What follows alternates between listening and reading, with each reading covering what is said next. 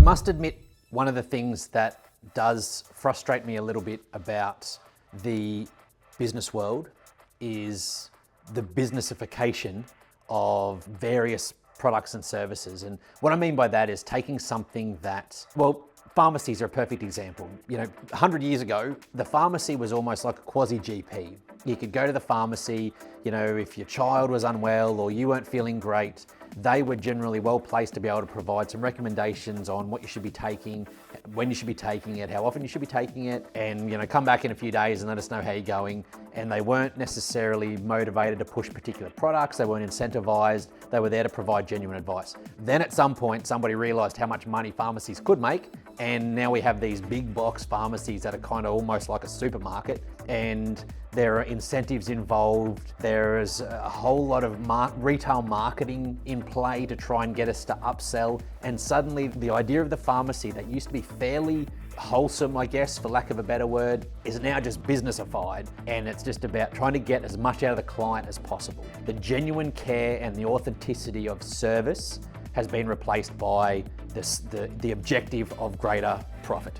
And I understand that that's business and I totally get it, and that's kind of the concept of entrepreneurialism and all of that, but that doesn't mean that I'm completely at peace with the concept of it. This became fairly apparent over the last couple of weeks where my family and I were out for breakfast one morning and we went to a particular cafe and we acquired what we wanted to acquire, and my young son asked if he could have a particular condiment with his meal. And that was an additional fee of something minimal. The week later, we went to a different cafe, the same sort of thing, requested a condiment, but this time around the condiment was free. And I was thinking about the different experiences we had at both of these establishments, both fairly similar products. The difference though, from my takeaway, was that the first cafe we visited, where there was a small fee for the condiment, was more about the business and the profit and the revenue and all of those, those core raw business metrics. It was less about the experience of dining, having family time, trying new cuisines, these sorts of values. It was about, here's an opportunity to utilize this delivery method in order to make as much money as we possibly can within reason. The second experience, from my perspective, was more about the experience. Here's an array of stuff that we do. We're very proud of what we do. We want you to have a nice time.